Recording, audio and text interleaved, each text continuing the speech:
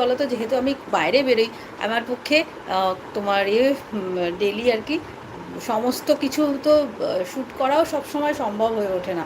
আর আমি কোথাও যাই না, ওই যে ধরো রান্না করছি সকালবেলা তাড়াহুড়ো করে, তখন কি আর আমি তোমাদের সাথে পারি যে রান্নার সময় ওই ক্যামেরা অন করে সেটাকে শ্যুট করে সেটাকে তুলে সেভ করে রেখে তারপরে যখন এডিটিংয়ে বসবো সেই সময় এই যে কিছু কিছু আমার একটু সমস্যা হয়ে যাচ্ছে। তোমরা বলবে যে এগুলো তো করতেই হবে, নাহলে তোমার চ্যানেল খোলার মানেটা কি থাকলো? তা এটা তো অবভিয়াসলি এটা খুবই সত্যি কথা। তাহলেও এটা আমার বক্তব্য, এটা আমার মনে হয় যে আমি যেরকম ডেলি দিতেই পারি না। তোমরা দেখো যে আমি হয়তো একদিন ছাড়া ছাড়া কি দুদিন বাদে বাদেই আমার ব্লগটা আসে, রেগুলার হিসাবে ব্লগ আসে না।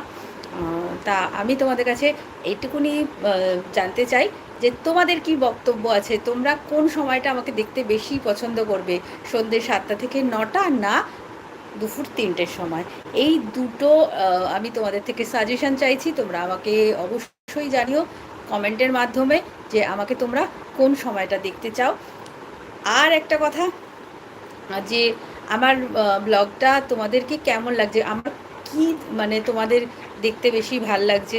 কারণ আমার চ্যানেলটা হচ্ছে ডেইলি লাইফস্টাইল প্লাস আমি যা করি, ধরো কখনো কিছু রান্না করলাম সেই রেসিপিও তোমাদের সাথে শেয়ার করছি, বা আমি যে মাঝে মাঝে আমার গান করাটা আমার একটা ভালো লাগার বিষয়, কারণ আমি ছোটোবেলা থেকে গান শিখেছি, রবীন্দ্রসঙ্গীত, ক্লাসিক্যাল। আমার যখন আমি স্কুলে পড়তাম তখন আমার মা আমাকে ক্লাসিক্যালই শিখিয়েছিলেন, সেই সময় ক্লাসিক্যাল করতাম। তারপরে আস্তে আস্তে রবীন্দ্রসঙ্গীতটাকেই আমার খুব ভীষণই ভালো লাগে, রবীন্দ্রসঙ্গীত প্লাস নজরুলগীতি। তারপর কিছু ওই অতুল প্রসাদী, মানে রজনীকান্তের এই ধরনের গানগুলো আমার খুব ভালো লাগে করতে, আর আমি টুকটাক সেগুলোই করি। আর এখন তো সেই বিয়ের পর থেকে সেইভাবে আর কিছু গান করা হয়নি। মাঝখানে অল্প কিছুদিন আমি গান কিছুদিন আবার করেও ছিলাম, মানে এই বড় বয়সের কথাই বলছি, কিছুদিন আমি গান করেছিলাম। কিন্তু তাও এখন তো আর কোথাও শিখি না, নিজের মতন করে যতটা পারি গান তুলি। কিছু ওই যেমন আমাদের কোর্টের ফাংশানগুলো হয় তাতেই তোমরা দেখেছো আমি কিছু গান করি, বা রবীন্দ্র জয়ন্তী, নজরুল জয়ন্তী, এই যে ধরনের প্রোগ্রামগুলোতে টুকটাক গান করি এবং বাড়িতেই সেগুলো প্র্যাকটিস করি। আর আলাদা করে কোনো কোনো কারোর কাছে নতুন করে আর শেখা কিছু হয় না।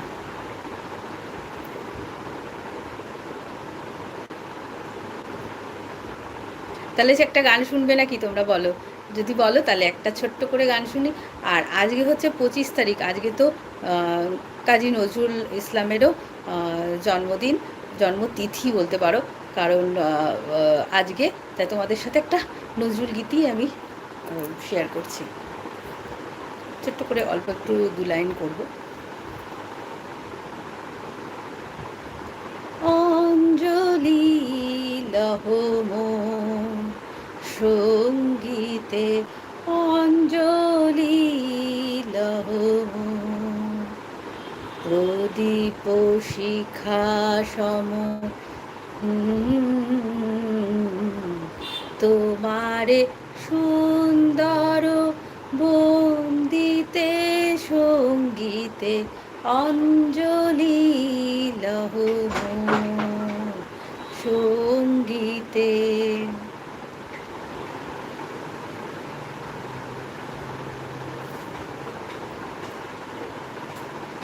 এক এক লাইনই করলাম, বেশি করলাম না।